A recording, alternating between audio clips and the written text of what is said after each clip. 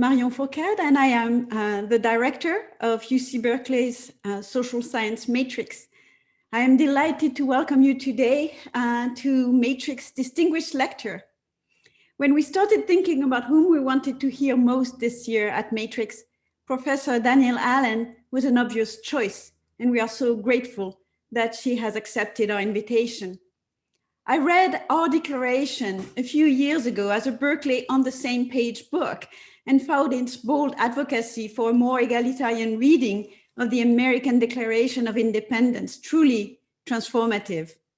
Then my heart was wrenched and my soul was inflamed as I read another one of Danielle's books, Cuz, which tells the story of her cousin Michael's tragic life and death. At Matrix, we had also a more immediate reason for wanting to hear from Danielle. As co-chair of the Commission for the Practice of Citizenship of the American Academy of Arts and Sciences, she was responsible for a visionary report that charts a path for recreating a more robust, responsive, and inclusive democracy in the United States. This is an extraordinary document, and I encourage you to peruse it if you have not yet done so. You can find a link to the report titled Our Common Purpose in the chat section of your Zoom window. For many faculty and students at UC Berkeley, the thinking in this report is particularly relevant to the numerous conversations that were spurred by the Future of Democracy Signature Initiative convened by Chancellor Carol Christ and the ongoing Democracy and Equality campaign. You can find the link to the full series of these events in the chat section of your Zoom window as well. For the moment, I will just highlight the events coming up in February and March. In the Democracy Town Hall series, Berkeley is hosting a panel on reimagining policing organized by the Goldman School of Public Policy, and a panel on writing and righting the wrongs of journalism organized by the School of Journalism. At Matrix, we have two upcoming events in the series titled Solidarity and Strife, Democracies in a Time of Pandemic. This series, sponsored by the SSRC and co-organized with the D-Lab, explores the relationship between social media and political polarization in the United States and the UK. On February 19, we will welcome Joan Donovan, a sociologist specializing in disinformation, who is also research director at the Shorenstein Center on Media, Politics, and Public Policy. On March 19, Evgeny Morozov, a major researcher and intellectual who has written extensively on the political and social implications of technology, will deliver a lecture related to his forthcoming book. For more details about all of these forthcoming events, please sign up for Matrix newsletter. Now, without further ado, let me introduce our moderator today, if we can see him. Yes. So Henry Brady is Dean of the Goldman School of Public Policy since 2009 and class of 1941 Monroe Deutsch Professor of Political Science and Public Policy at the University of California, Berkeley. He has published widely on electoral politics and political participation, social welfare policy, political polling, political polarization and trust, and statistical methodology.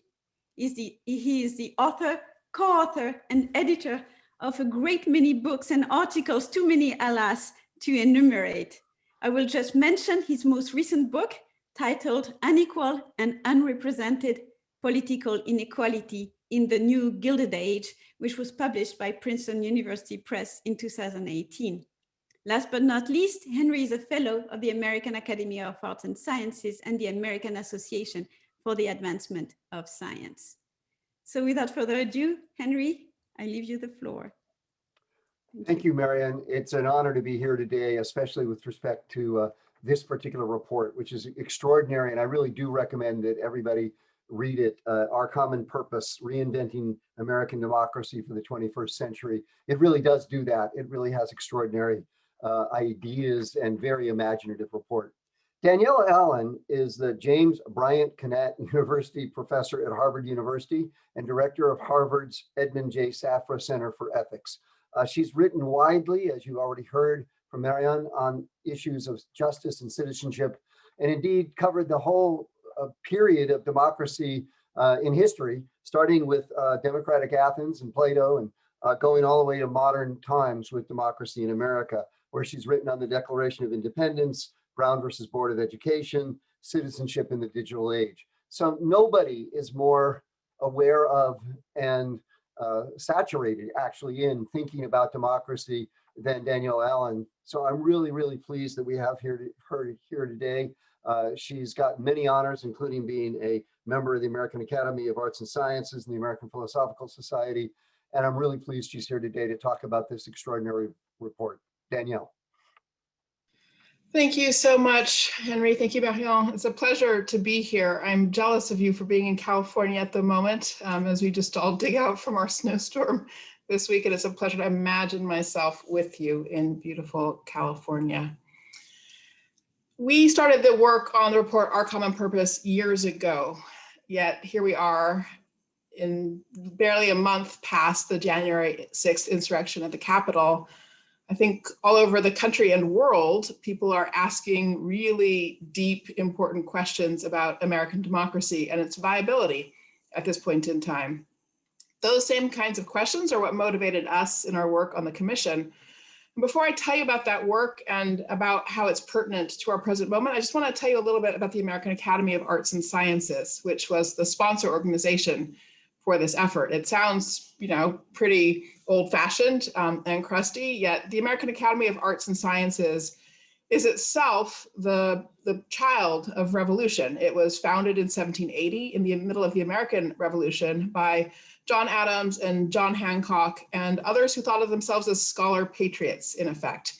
The mission of the Academy was to make sure that the struggling into being young constitutional democracy had the intellectual resources it needed to build a prosperous, decent world for the citizens. Obviously, so many flaws at the origins, and in various ways the Academy has itself been guilty of some of the flaws affecting our origins, but also has been a home for innovation and probing thought about the future of our democracy. So it's that same spirit from the revolutionary period in 1780 that really motivated the work we did on the commission.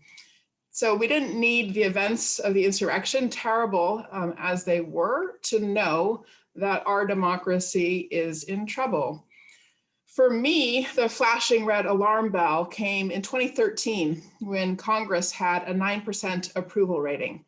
This is important because if you are, like me, a student of the history of political thought, you think about constitutional democracy in terms of a sort of order of importance among the branches of government. And the legislature is the first branch. It's Article 1 in the Constitution for a reason. It's not arbitrary. The Congress comes first, the legislature comes first, because in constitutional democracy, the goal is to convert the will of the people, whatever that may mean for the multitudinous millions of us, into shared decision-making. And it's the job of the legislature specifically to express the will of the people. The executive in principle has the job only of executing the will of the people as defined by the legislature. So when the people give its own voice an approval rating of 9%, then you know that something is really badly broken. That wasn't the only flashing alarm bell. Another one that really stood out for me was some research by Yasha Munk and Roberto Foa about young people. And one of the really startling statistics is that for people still with us who were born prior to World War II, 70% of that generational cohort consider it essential to live in a democracy. In contrast, for people who are 40 or under, millennials, not quite 30% consider it essential to live in a democracy. So somehow we have failed at generational succession in terms of passing on a belief in the value of viability of constitutional democracy. The falling away of young people from a commitment to democracy is not a mystery. In all kinds of ways, young people are telling us that we have failed them, that our democracy is failing them. This was driven home for me in a particularly powerful way the morning after the 2016 election. I was teaching a course on ancient and medieval political thought, 9 a.m. So I was the first academic voice, the first sort of grown-up, so to speak, that my students were encountering that day after the election. I made space in my classroom for the students to share their reactions to the surprising results from the previous night. The first person who spoke stood up. I hadn't invited students to stand up, but he stood up. He wanted to take the floor. And he proceeded to give one of the most passionate and compelling exhortations I have ever heard. His theme was that the generations above his own had failed his generation, that we had, with that election result, in effect, condemned him and those who were coming after him to the existential threat of climate change, that we were failing to meet the moment and to see how dire that was, and that what we had done constituted an abandonment of him and his age mates. So we have been told reasons. That's not the only one. The issue of climate is not the only one for young people to withdraw from government, but we do see the signs all around us. And so in 2017, there were a number of us affiliated with the Academy in various ways who found ourselves expressing these worries to one another. And we were fortunate that the Academy thought that it made sense to pull together a commission to dig into the question of what was happening with the practice of democratic citizenship. What could the future be in the 21st century? Why did we see this rise of disaffection and alienation? And what can we do about it? So we gathered a group of about 35 people from different professional sectors, different disciplinary sectors within the Academy, also across the ideological spectrum. So we were indeed a cross-ideological group. That was really important to our work. We really wanted to see whether we could find a way of bridging some of the cleavages that separate us as we think about the future of democracy in this country. In order to do our work, we knew from the get-go that we weren't going to get anywhere if we limited ourselves to simply assembling scholarly research that existed to date. We wanted to do that, and we generated additional research. We did research, for example, on the impact of media and disinformation on civic participation, among other things. But we really wanted just to get a sense of what the folks in life in general think about their democracy. What do they see as potentials? What do they see as obstacles to participation? So we ran listening sessions all over the country, about 50 different listening sessions, where we simply asked people to tell us what did they see as the greatest challenges? What did they see as the things that were obstacles to their participation? Where were they able to participate and what made that possible? And what did that mean to them? And I will say these listening sessions were tremendous, designed by a Berkeley PhD in political science, I want to tell you. So really Berkeley and the skills and intellectual breadth taught at your institution is at the core of the report. At any rate, those listening sessions taught us something really important about how to think about democracy in its future. So the first thing the report really does is try to offer a conceptual contribution, make a conceptual gift to everybody. So that conceptual point is, roughly speaking, as follows. What we're watching around us in our democracy, we watch the alienation and disaffection, a sort of vicious cycle. So people experience our political institutions as non-responsive, and particularly our federal institutions, more so than for local institutions. Those institutions are non-responsive. They leave people feeling disempowered, as if their voice isn't heard. And they also leave people feeling unequally represented. The complaints range from the impact of money on politics to the disparity in terms of the representation of a vote in California versus a vote in Wyoming in the Senate and the Electoral College, a variety of things. But the general concern is that these institutions aren't responding to me. I don't see them processing my problems, delivering results. I don't feel heard. I don't feel empowered. And the people who are heard feel like elites who, in one way or another, keep having access to more power than the rest of us. And in that experience of those non-responsive institutions, people withdraw from participation. And that means that they spend less time in the civil society organizations that very often can bring people together and give them bridging experiences across lines of difference.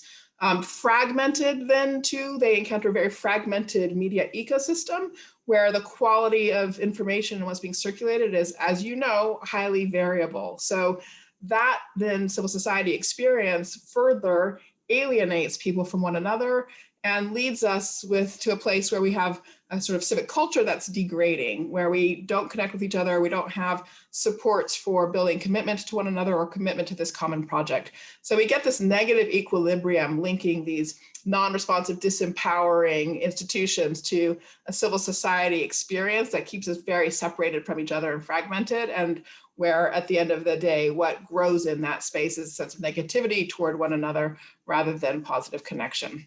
So we heard this all over, and at one listening session in Maine, astonishingly enough, as we were starting to have this idea, there was a person, one of the participants in the session, who literally said, but democracy should be a virtuous circle. We hadn't presented the vicious circle idea. This was this person's own articulation of what we needed. It should be a virtuous circle where our institutions are really, we can see them doing things that come from our conversation, where we then participate and we can see how our participation connects us to others. And then that helps us all understand what this is about. And that's sort of the cultural point. And so we realized that our job in the report was to try to articulate what a virtuous circle would look like for healthy institutions, healthy civil society, and a healthy culture, all interacting with one another. So that led to a proposal for 6 strategies, 3 that were about reforming our political institutions, again, to deliver empowerment, responsiveness, and equal representation. 2 strategies that focus on civil society. 1, which is about investing in civil society organizations so they do a better job of bridging across difference and pulling people in to bridge across those differences. And then a 2nd civil society recommendation around our media ecosystem and the question of how we can build civic media. So instead of being trapped in this world of social media, which is like being trapped in middle school with bullies all over the place, can we actually bring intentionality to the design of our media ecosystem and our digital platforms and build the conditions for civic media that's supportive of democracy? And then the final strategy was about our culture. Could we rebuild a culture of mutual commitment to one another and constitutional democracy? So that's the top level argument of the report. And then underneath those 6 strategies, we made 31 specific recommendations. And before I share some examples, I want to just share a little bit about the kind of thinking that we used to select our recommendations, what we were trying to do. So as I mentioned, we were a big cross-ideological group. We came from different backgrounds, different perspectives. We brought different concerns and commitments to the table. So it seemed highly unlikely that we were going to get to a place of perfect unanimity across all of the body of our recommendations. But neither was it the case that we wanted to sort of compromise to such an extent that we would take all of the teeth out of whatever reforms we might propose. So we had a conversation, a framing conversation, to set the parameters for what would make it into a recommendation. And the parameters were that there would be something like near consensus on it, not necessarily unanimity, but near consensus, that it would be simultaneously bold and feasible. So it bold in the sense that you'd be able to articulate how could it advance this virtuous circle idea, but feasible in the sense that we could actually see an implementation pathway now that could be activated in the next 5 years to bring about this change. So bold but feasible and resting on near but not perfect consensus. And the expectation was that everybody was going to have a little bit of the report that they didn't totally love, all right? So 31 recommendations, each with a sort of 95% consensus so that we had overlapping consensus for the whole. And we motivated ourselves with a quotation, Benjamin Franklin said, the final stage of the Constitutional Convention, where he stood up and more or less said, I don't think this is perfect, but I think it's the best thing we're going to get. And so I'm going to let all my reservations die here. I will stand up and support this report, and I think we should all do that so that we can support it unanimously. We should all commit to leaving our reservations here in this room. So that's what we did. We made a commitment to leave our reservations there in the room and to go ahead and endorse the report. That was one that had this really strong basis of consensus beneath it, despite our ideological diversity. So, and we did, there were things that got left out because there was not sufficient consensus, because the difference of opinion across the ideological spectrum meant that things were really split as opposed to reaching that near 90-95% degree of consensus. So what are these concrete recommendations that came out in this fashion? I will give you just a few examples, and I would invite you to go to the website so that you can dig in more detail, but I will also articulate some things about each to help you see how they met those parameters. And as I should add one more point on the issue of the pairing of boldness and feasibility. There's only one of our recommendations that involves a constitutional amendment, and that is a recommendation about an amendment with regard to campaign finance to reverse the impact of the Citizens United decision. And our goal in thinking about feasibility was to try to find levers of change that were below the level of constitutional amendments in order to try to maximize the feasibility of the change. So in the space of institutional reform, as we are thinking about equality of representation, we argued for increasing the size of the House of Congress by a minimum of 50 additional seats. Congress was artificially capped in the early 1920s as a part of a fight about the census at that point in time. Prior to that, the size of the House had increased routinely with every census as the population had grown. Now, we didn't end up advocating that we should increase it to the same proportionality as applied originally, which was 30,000 constituents for every representative. That would put us, I think, in the territory of about 11,000 people in the House, but we do think an increase is in order. The value of such an increase, of course, is to rebalance the weighting between the most populous parts of the country and the less populous parts of the country. And importantly, this doesn't just affect the House, it flows through to the Electoral College. So the Electoral College is a complicated mechanism that was established to give protection to minority interests, so to speak, to less populous parts of the country. And that mechanism has, as the weighting, because of demographic changes, has gotten farther skewed, now makes it much more likely that we'll have this split between a popular vote and the Electoral College outcome. Routine splits of that kind are not viable, and it would undermine the legitimacy and stability of our system of government. And so in that regard, there's a very strong imperative to remedy the situation with the Electoral College. Abolition of the Electoral College is an example of one of those ideas that was not going to get cross-ideological consensus and support, but increasing the size of the House to re-rate the balance so that we do not have the same probability of that split outcome is something for which we garnered consensus within the work of the commission. So that is an example of something that takes nothing more than congressional legislation to change. It does not require a constitutional amendment to increase the size of the House, but it would change the dynamics of our political system. With regard to empowering voters, there we recommended a slew of things. For example, automatic voter registration, same day voter registration access, early voting, voting centers, maximizing the opportunities to vote. In a certain sense, the pandemic, as a matter of sheer contingency, brought into existence the kinds of voting access ideas that we put on the table. And those are things that we think should become permanent, durable part of our architecture. Voting, we also believe, should become something we celebrate collectively. So we advocated establishing the federal election as a national holiday. So day off to go vote and celebrate that we're doing this together. We proposed that it be Veterans Day. And there, what we are trying to do is reanimate an ethos and culture of service broadly for our society. Then also reflecting that orientation towards a service ethos and to think of voting as a duty on par with jury duty even. We advocate for the introduction of universal voting, mandatory voting, a la Australia. Australia has been doing this for a century. There is a minimal fine imposed for those who don't participate.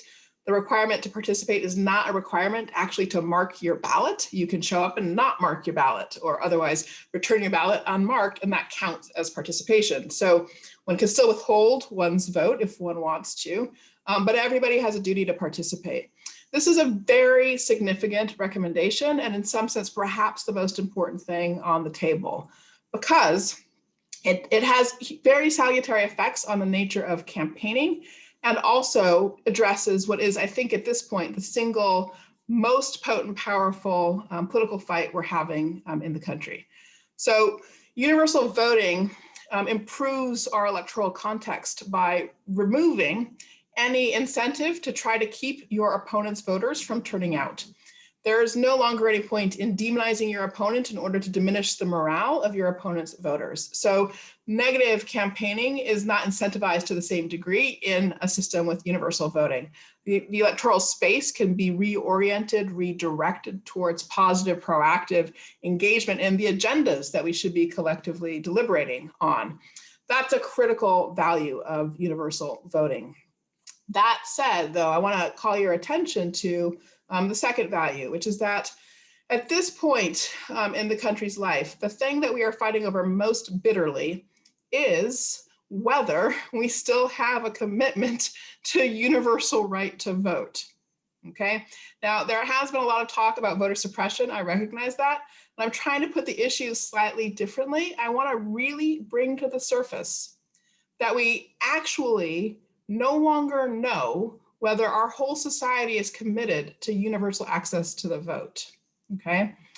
And this really is, at the end of the day, the issue that our two parties fought over most bitterly this summer when they appeared to be fighting over COVID.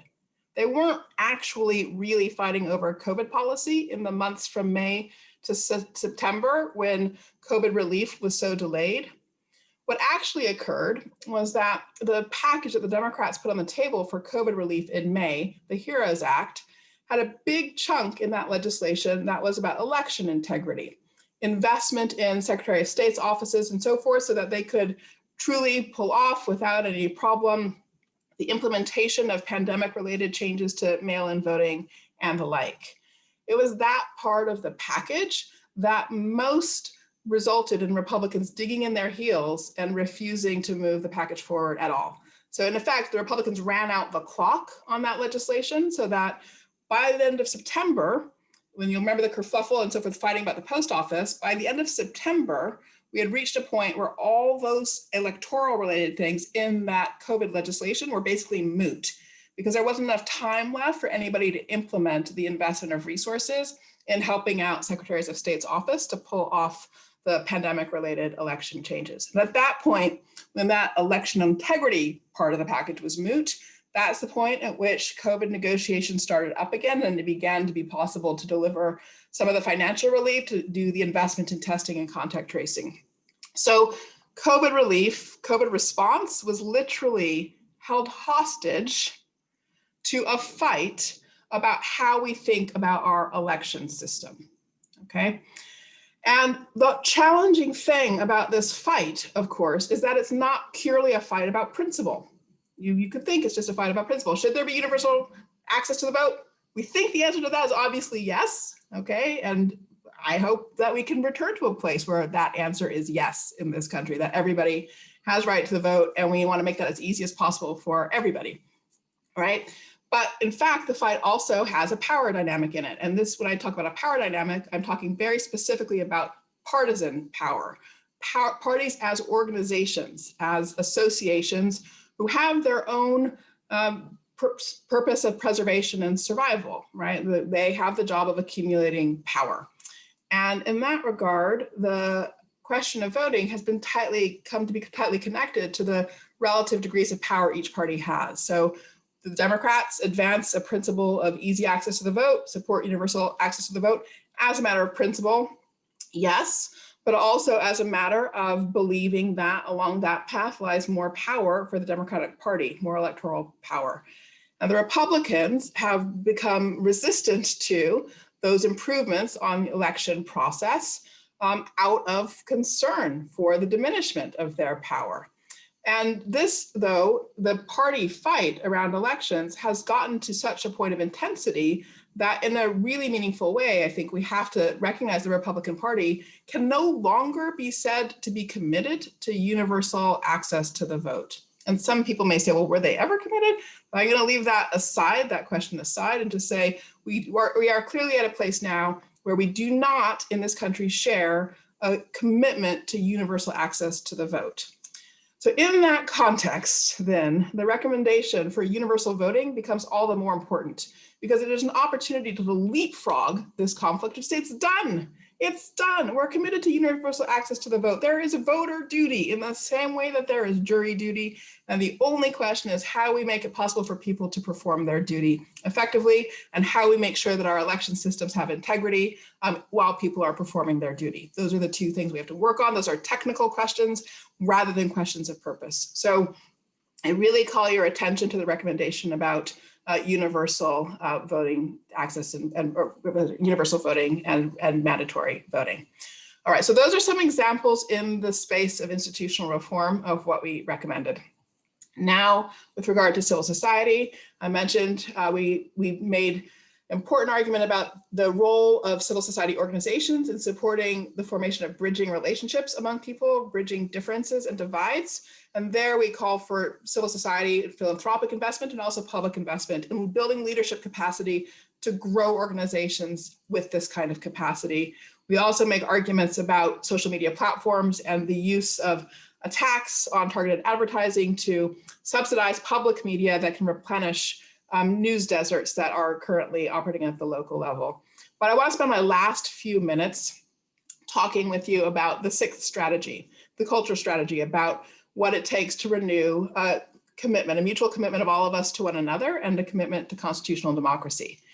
I named that strategy and it's a mouthful. There are a lot of words, right, that went in the table. So the other ones were simple: responsive institutions, empowered voters. But this is a mutual commitment to one another and constitutional democracy. It took us that many words to name that strategy.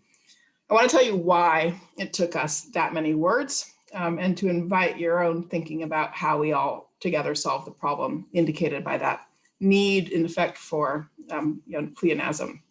So when we did our work, as we were conducting the listening sessions, one of the things we also thought we would experiment with, set out to do, was the question of, could we actually, in this incredible contentious and cacophonous country, find any way of articulating some picture of shared values, something that we could agree is some element of common purpose, the overarching frame for our report. And we thought this was literally going to be impossible. We really were truly skeptical of ourselves for even undertaking this experiment.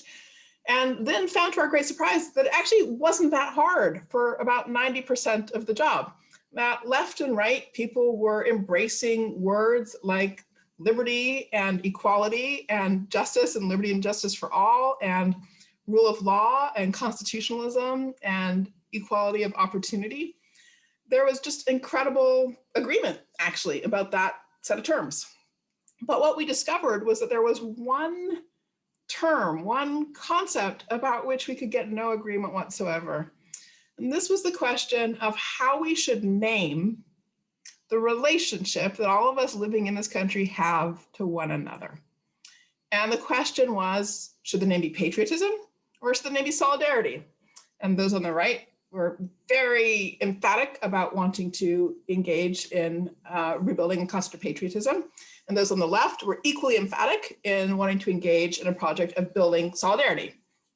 So there was not really much room to bridge between these two concepts. So we decided that our sixth strategy, the work that we had to do in culture, had to be to name the problem, okay? And in naming the problem, what we said was, we don't actually know how to talk about our mutual commitment to one another and to our constitutional democracy. It's the absence of a name for that relationship that is the problem, and that we need to work on together to figure out how, again, can we reawaken a sense of mutual commitment? What should we call it? What are our expectations for ourselves in relationship to one another? As we did this work, we did discover, this is a sort of interesting thing, that there was one phrase that people were willing to use on both sides of the political divide. And that was the phrase love of country, actually. So people were willing to talk about having a love of country and being motivated by that. Even people who have critical views of the country and critical views of what the history of the US has been. And so there we began another kind of experiment, which was to ask the question of, well, let's just have everybody tell the story of their love of country, regardless of their background or where they're from. Those stories are going to be completely different. People will have different reasons for loving the country, and they'll have different things they can see about the flaws, just as in every one of our families, we have family members who are marvelous and wonderful, but flawed in so many ways. We can love them anyway, even with their flaws, but we see their flaws clearly. And so we thought, well, maybe if what we could start doing is generating stories of love of country, just asking people to share with one another, why do you love this country? What are the ways in which you do? What are the ways in which you don't? What's your story of that? that we might be able to start re-knitting some kind of shared understanding of what we ought to mean to each other and how we might have a commitment to one another. So I will leave you with that last thought, that invitation to explore for yourself. How would you tell a story of your love of country? And what stories of other people's love of country do you know and have you heard? We heard a lot of these stories across our listening sessions, and they were truly extraordinary. From immigrants and refugees who have found a refuge here, even as they also experience ongoing disempowerment in our political institutions. From naval cadets who obviously bring a strong service ethos, but then sometimes feel alone in carrying that service ethos in the country. From people who engage in mutual aid works in neighborhoods that are struggling and love the people around them who are ready to use a bigger sense of community than they see in other parts of the country. So in short, there are so many stories out there of love of country. I do think they're a resource for all of us to relearn what we ought to mean to each other. And at the end of the day, our view in the commission was that that quality of the relationships we have with each other will make or break our capacity to deliver the reforms we need for our institutions and for civil society. So although it comes last, that sixth strategy about culture may be the most important part of the report. Thank you so much.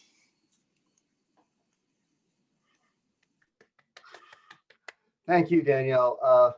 That was fabulous, and it is a fabulous report. I think one of the interesting things about it is that me and my co-author on our latest book talked a lot about reforms of the political system. And one of the phrases we came to is that those things that were possible wouldn't make much difference, and those things that were very difficult to implement would make a lot of difference, such as, for example, required voting, universal voting. So what I'm happy about is that this report actually didn't get bogged down in the notion that feasibility, well, maybe that's not possible, let's not make the recommendation. You actually went for it. I want to explore, before we go to questions, some of the theories of democracy or the failures of democracy that are, I think, embedded in the report. And I want to start with the theory that seems to be behind part 6, inspire a culture of commitment to American constitutional democracy. And that is that there is, in that approach, some notion that we have a common culture or story of peoplehood. But I want to ask you, do we? We just had the 1776 report, which I don't know if you've had a chance to read it. I've read it. Personally, I was appalled by it as a history. I think it misses the facts and doesn't really tell a very good story of peoplehood, as Roger Smith would call it. Do we have a common story of peoplehood on which we can rely? And maybe your last few remarks were relevant to that. I think at the moment we do not have a great capacity for telling or experiencing shared stories. I think our emphasis really was on the plural, on plurality. So not the expectation that we would resolve our story into some single tale that we would all memorize and tell in some sense, but rather that we could all engage in a joint project of telling shared stories. So that means going back to communities and literally at a local level, inviting people to narrate again the history of their town, but narrate it this time in a way that tries to weave together the perspectives of all the different subpopulations in the town. So if you take the problem of monuments across the South and the Confederate monuments everywhere, I mean, there are towns that are grappling with this problem and are setting up task forces and workshops to ask the question, well, how do we want to build memorials now? And what should our memorials be? How do we resituate these older ones? And that's the sort of work that we are trying to identify as being about developing a shared story. So again, not resolving to one story, but a process across the country of people working together to integrate narratives that have been separate from each other. And one of the recommendations in that section too is an expectation, not a requirement, but an expectation of national service. And I really like the way that was formulated, because you didn't say that we should have a law that says everybody has to do it, but that you said we would find ways to recompense people, including with this baby bonds idea, putting $10,000 aside when somebody's born, and then they get the interest plus, I guess, the inflation on that when they get to age 20 or something like that, if they complete the year of national service. And also national service would be recompensed just in and of itself as well. So there'd be sort of both the money you make plus the money you get from the baby bonds. And I thought that was a very exciting idea, because that's not saying that we have to have a common purpose. It's saying, let's get together and see if by working together, we can articulate and come up with and learn about a common purpose. Exactly. Absolutely. Well, that's a really critical point. And I think it's a key element of democratic theory. That is the working together that is actually the sort of origin of the democratic experience and the democratic ethos. So working together is the activity of self-government, basically. That is how we do self-government. And it's the sort of commitment to working together and then finding specific common purposes, point by point, that's the overall common purpose, that we work together. So yeah, so I think the bottom line there is that we maybe can't articulate a common purpose by diktat, as the 1776 report tried to do, by the way. Right. But instead, we can maybe do it if we just find mechanisms by which people get together and do things with a common purpose, and then learn what that common purpose might actually be. So I think that's great. The second set of theories embedded in your report is that democracy is in trouble because social media have ripped it apart. Here you have some really fascinating ideas. One I really especially liked was taxing social media and then putting together a fund that would essentially try to rebuild probably public media, but media in general, that could report on events, so that we have a stronger journalistic sector than we've had, given the decimation of it by social media. What are your worries about that? It seems to me too, there we immediately get into questions about whether the government should be funding that kind of thing, and whether the presumption would be that anything funded by the government was fake media. Well, I mean, we have a lot to do to rebuild our capacity to invest in public projects that way, with support and legitimacy from the population. I mean, we have a history of doing it, of course, right? So the Corporation for Public Broadcasting was a similar kind of project. Excuse me, sorry. God bless you.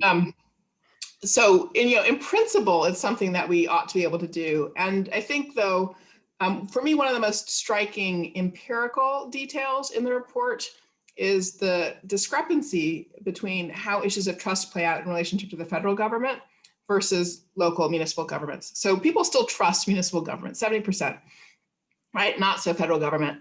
And so my view is we should build on strength. And so we can rebuild by investing in local governments. And actually the civic media recommendation got hooked up with the universal service recommendation, because we argue that one kind of, let's imagine we had a civics corps, like the Peace Corps, but domestic civics corps that was doing public service.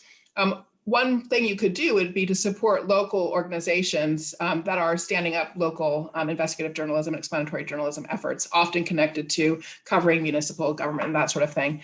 And so I think if you target at that level, you can let federal dollars be invested in something, but as long as other people are in the driver's seat for shaping it, I think you have a chance of maintaining legitimacy.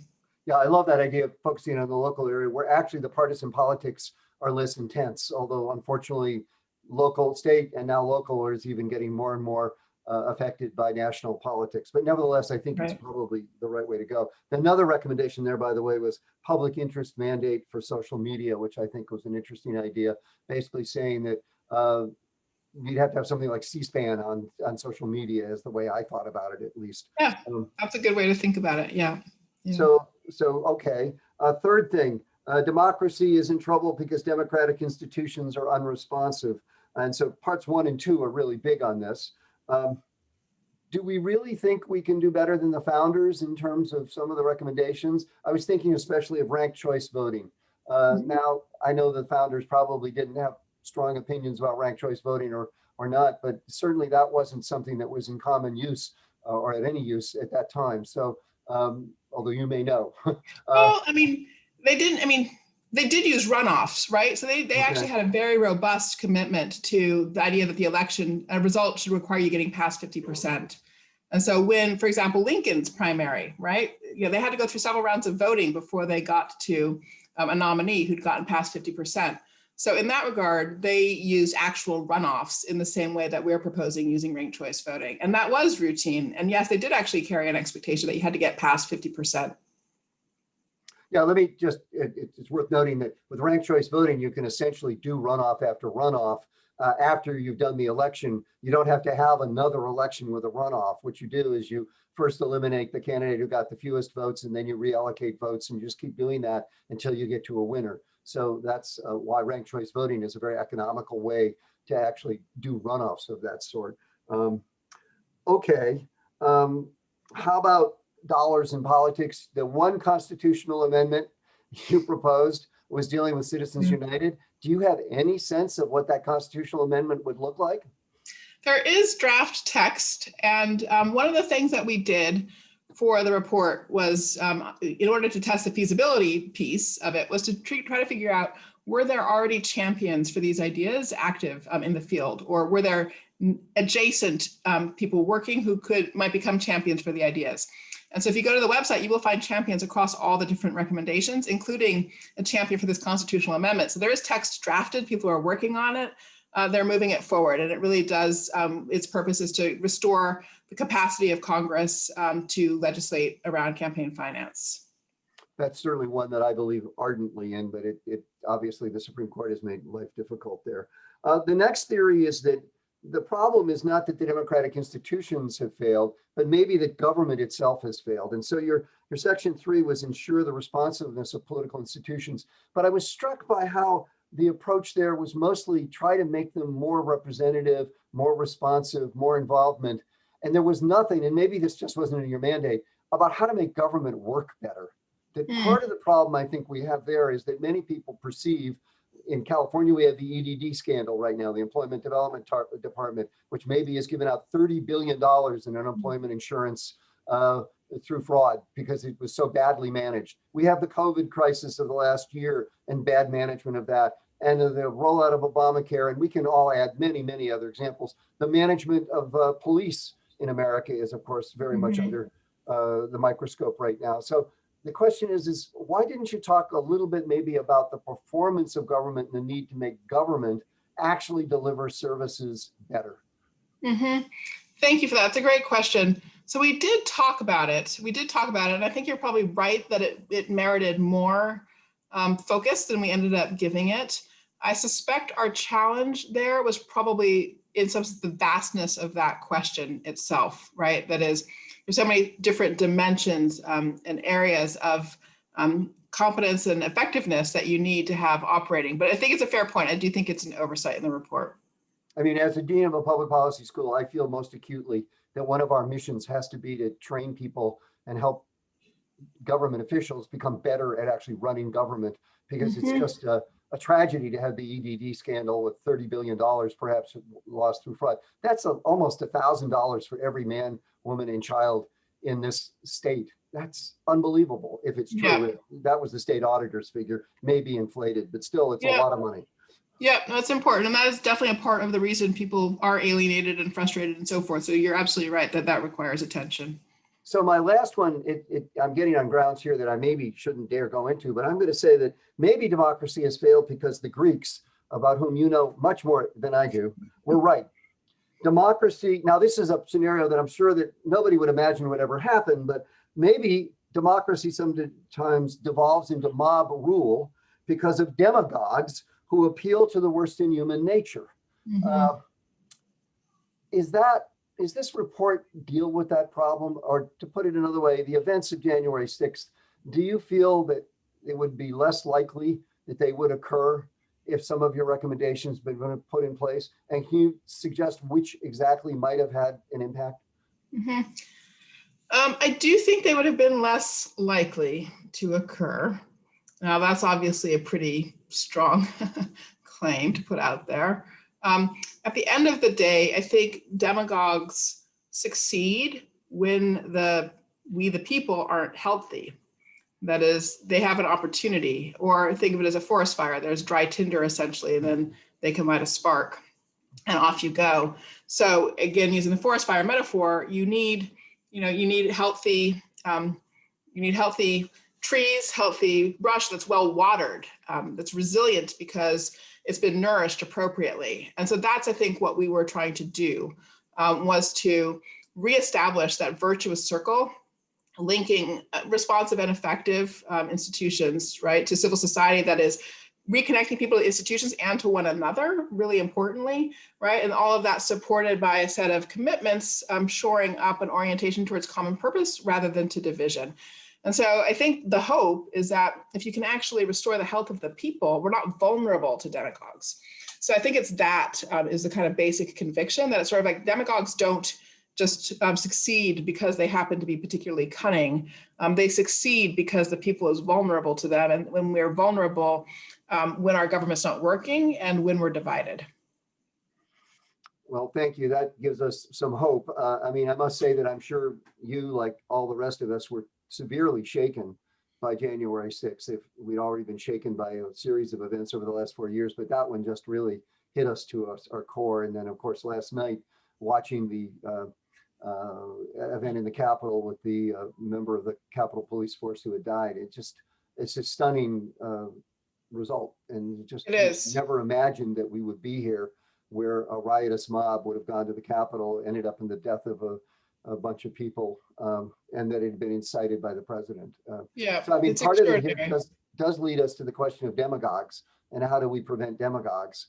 You're looking at maybe if we have a healthier population, demagogues are less likely to be efficacious. I guess I would like to go back to Madison and ask him, okay, what did you miss, James? Well, yeah, I'll tell you. I mean, a bunch of things, but I mean, I do think this is what brings us, it does bring us back to the media question, right? Because if you just go back to Federalist 10, since you invoked Madison, that of course popped straight into my mind, right? Federalist 10, that essay takes on the question of how do you avoid the problem of faction? And you can think of the faction as the thing that makes people vulnerable to demagogues. In fact, George Washington argues exactly that faction makes people vulnerable to demagogues because you get so tired of fighting that you just want somebody to protect you from the other side. And then that starts to lead to an opportunistic person taking over.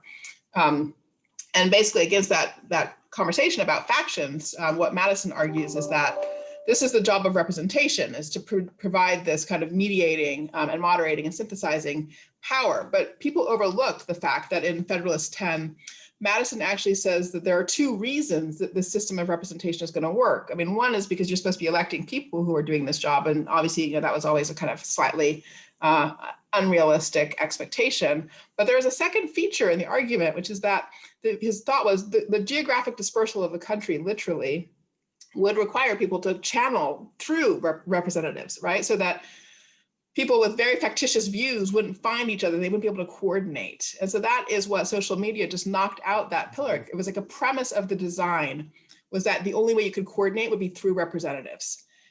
That's not true anymore. So in that regard, I do think we have to fundamentally rethink our design because again, one of the founding premises no longer pertains. That is a very deep point. Thank you. Thank you so much. Let's go to the questions from the audience and others, if they wish, could add to these. Martha Olney asks, were there people at your listening sessions who were, let us call them Trumpites, who didn't believe in democracy and who actually made the case as to why the whole premise of the commission perhaps was going in the wrong direction? So that's a great question. And I think I don't honestly know the answer to what the whole voting patterns were of the people that we talked with, but we definitely included sessions of people who were in effect in the categories of people from whom Trump was recruiting voters. So we had sessions that were with people who had not historically been voters, for example. And we had sessions with people who were coming from working class communities, not necessarily with college educations and things like that. So I can't confirm that they were Trump voters, but we definitely had people who had historically been non-participants and who were coming from the kind of, again, vote categories that Trump garnered. And again, that's where I think one of the things that was surprising for us on the commission was how consistent the concerns were across different political contexts and even different demographic contexts. And we really weren't expecting that. So the fact that we kind of came up with a story that felt pretty continuous across the country was sort of news to us. And so the thing that I've ended up connecting that to, a kind of recognition I've had is that there is this weird fact that if you look at the ballot proposition results from our last few elections, you actually see a picture of America that agrees on what the problems are and the solutions, right? So for example, 15 states that have legalized marijuana, very often with supermajority or near supermajority votes. And you can point to other things too, like the sort of felon reenfranchisement votes in Florida and California. Florida, that was a supermajority vote. California, it was a pretty robust majority. So we're not, in a weird way, actually divided on some really important substantive things. And so then that's where the mystery is, well, how do we just like, can't we just build our politics on that stuff? Like start there and then figure out what comes next from that? Okay. So implicit also, I think, in Martha's question is some questions about the Second Amendment and the ownership of guns, and maybe just a different theory of which might abut on fascist theories of what society is about, in which you buy a gun and you basically have optimal anarchy when those who have armed themselves at the margin have enough guns and firepower to get what they want versus those on the other side. Did you get any of that sort of hint of those kinds of perspectives? Yeah, that's a good question. Guns did not come up so much in our discussion, and I do think that that is one of the big issues in American life that we still somehow don't know how to talk about effectively. So, I mean, the transition. Academics, by the way, as academics, I think as academics, things like guns and also things like religion, we don't actually understand adequately, and we need to understand better. Yeah, but the volume, I mean, the percentage of guns in the world that are in this country compared to the rest of it, it's just extraordinary, obviously. And then also just the transformation of this issue from the 1980s to the present is also extraordinary. And we don't, I think, often pay enough attention to the historicity of this, like that there really has been a change. Obviously, it's been driven by gun makers. It's like there's a lot of affinity to the tobacco question and so forth. So, but we definitely have work to do, I think, to understand it better. And to understand it as sort of almost an alternative theory of order in society, which seems to be implicit, at least in some of the comments I hear made by gun owners. George Breslauer asks, how did you get conservative Republicans on your commission to agree to the principle of universal voting and many of these other things as well? I mean, were they the folks who were necessarily the 5% who didn't agree, or was it all over the map? It was all over the map. It was all over the map. So it'd be fair for every single one of these recommendations, there was cross-ideological overlapping consensus. Let me just say, as I looked though at a list of your members, and I didn't know everybody, but some of them like Peterson, who was the dean at Pepperdine, and David Brooks, would not call Trump Republicans by any means. They're old style conservative Republicans. And did you have any of Trump kind of Republicans on the commission? No, I think that was a challenge, honestly. So, you know, again, I couldn't tell you for a fact that there was nobody on the commission that had voted for Trump. I don't know the answer to that question. There may have been, but certainly hearing a sort of full Trump perspective was challenging. Yeah. Yeah, I mean, and that's part of what's worrisome right now is that we do have, obviously, that group and fighting for control of the Republican Party as we speak. So, yeah. Okay. Neil Davies asks, the U.S. appears to be behind in the global waves of deliberative democracy experiments. You allude to these, by the way, in the report. Why do you think that's so? What would be the role for universities in helping stimulate citizen assemblies? It turns out the report recommends citizen assemblies. So, Danielle. Right, exactly. Yes, I mean, you know, I'm really struck by your question, Henry, about effectiveness and, you know, in governance itself. And I think we were really focused on improving the connection between elected officials and constituents. But I have to say, I think probably focused mostly on the input side of that equation. And so we did emphasize the value of deliberative assemblies, citizens assemblies, and things like that on that front end. There's great work by Mike Neblo at, I think, Ohio State, who's been working with sitting office holders to help them build more deliberative mechanisms, more routine structures for getting full connection to their constituencies, into their work. So there are really interesting experiments underway, and I would encourage you to sort of check out those champions, that recommendation, and figure out how to help put wind in their sails. By the way, one of the ideas I liked, which actually goes back to George Gallup, who thought that the Gallup poll would be a way that we would get at, as the title of his book said, the pulse of democracy.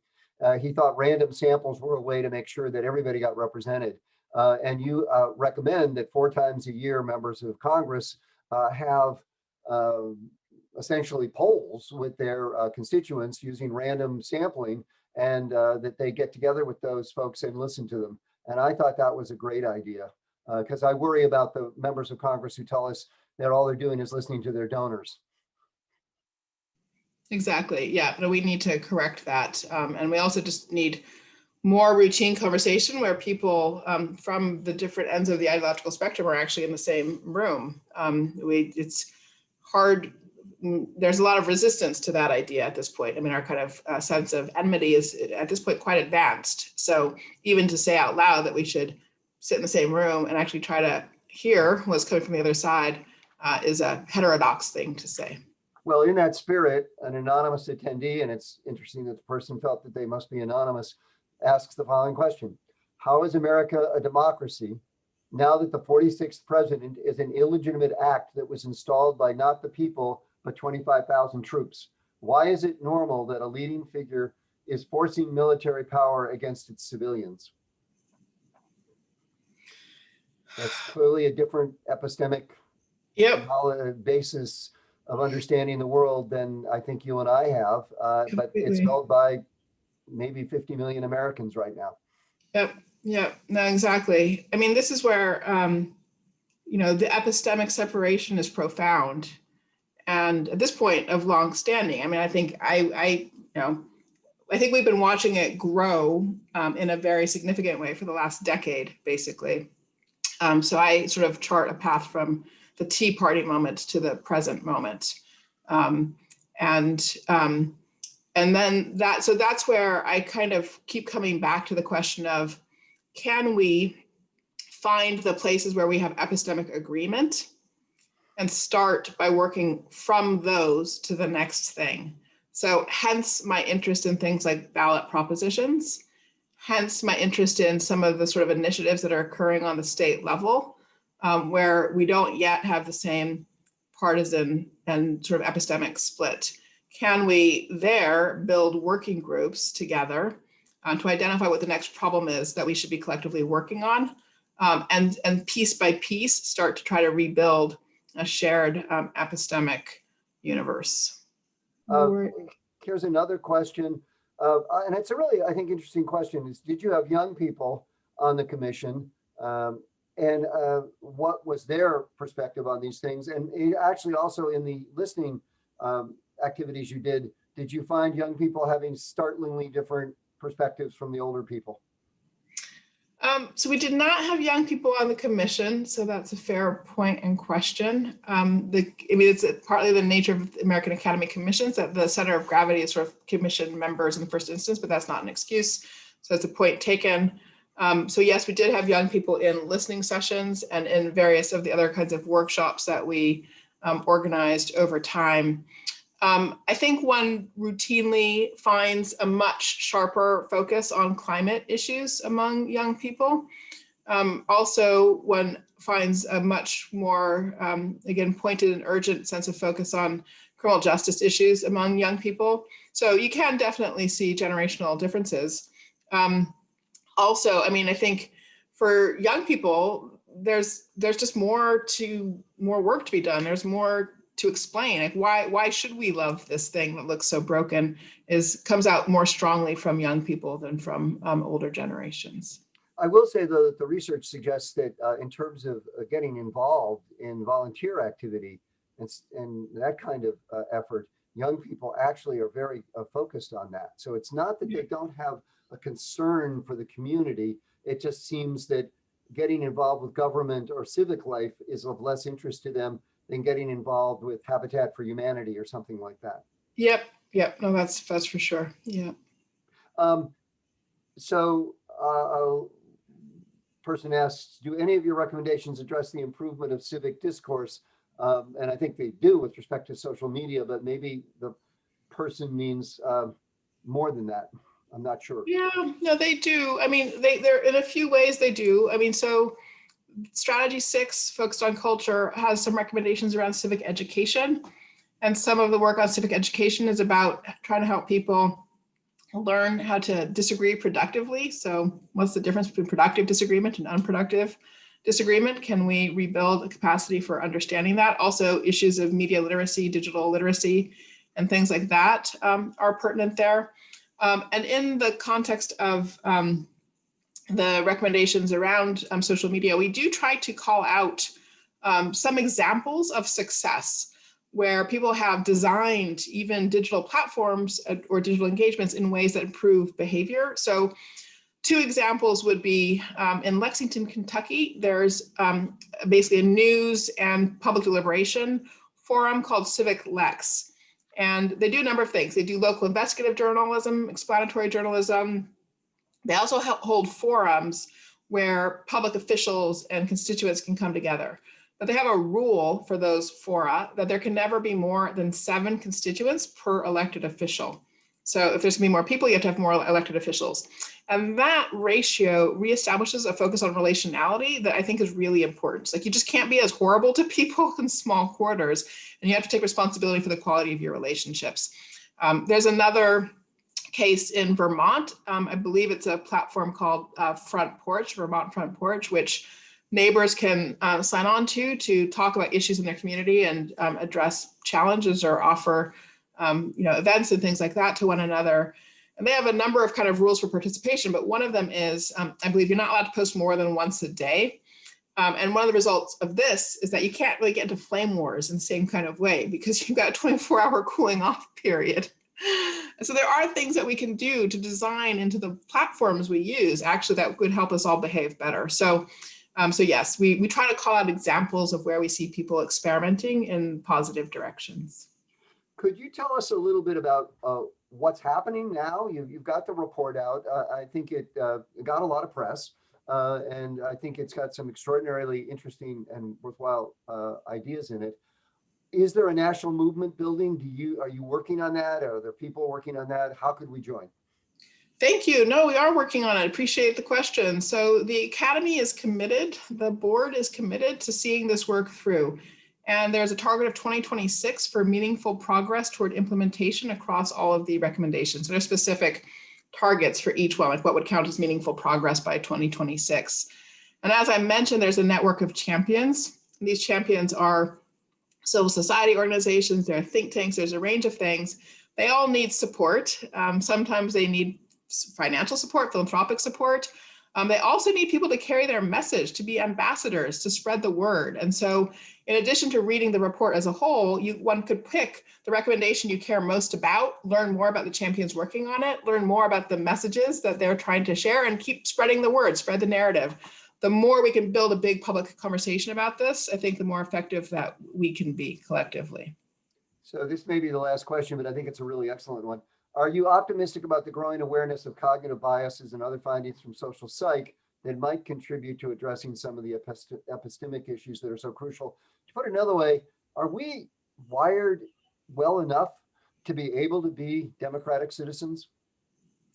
Well, yes, I think we are. I mean, it's not, what am I trying to say exactly?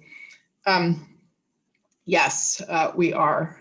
Every social form has epistemic problems and challenges. And so, you can take the question different ways. Are the epistemic challenges that confront or afflict democracies worse than those that confront or afflict authoritarian regimes? No, I wouldn't say so at the end of the day. And I could spend time talking about that, but I'll hop over that for the moment. So then for me, the real question is, given the kinds of epistemic challenges democracies tend to have, how do we mitigate them? And so that's where the question about cognitive bias comes in. I think there's lots of value in that research, but there's also a danger to it. It can encourage the idea that our job is just to, as experts, build structures that correct the cognitive behavior of others. That breaks democracy, that structure where experts sort of do things to and for others. And so at the end of the day, I actually think that a project that focuses on trust building conditions of trust for deliberation is the more important pathway to securing the epistemic foundations that democracy needs. So we all need to be aware of cognitive biases, and we need to be empowered to use that knowledge together to rebuild conditions of trust and to prove ourselves trustworthy to others. That's the way to use that work, rather than letting it become a kind of technocratic exercise of how can we, the experts, design improvements into our fellow citizens. So we're down to our last 30 seconds probably, but I want to ask you this. How has this changed you, and especially how has it interacted with events of the last few months, for example, and sort of where do you feel you are right now with respect to American democracy on a personal level? Oh my, oh goodness. Well, for me, the real changing thing has been the COVID pandemic, honestly.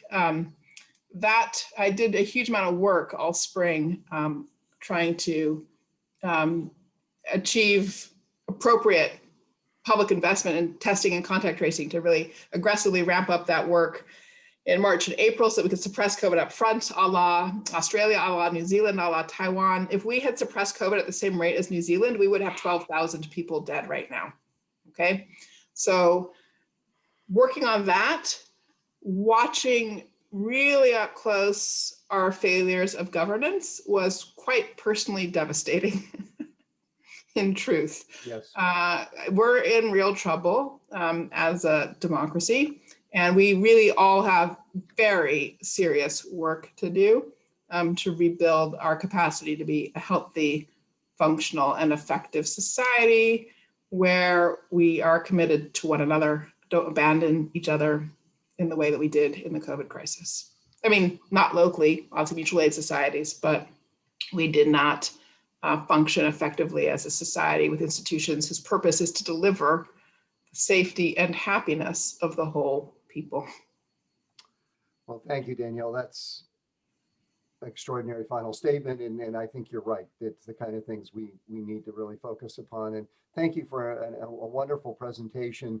And I really recommend everybody go and get the report and read it. It's extremely well written. It's extremely well done. It's got lots of innovative and interesting ideas with lots of examples of where they've been tried. So this is our chance to have, as the title says, a common purpose, which we desperately need in America. Thank you, everybody. Thank you. Thank you so much, Henry. Thank you, Marion.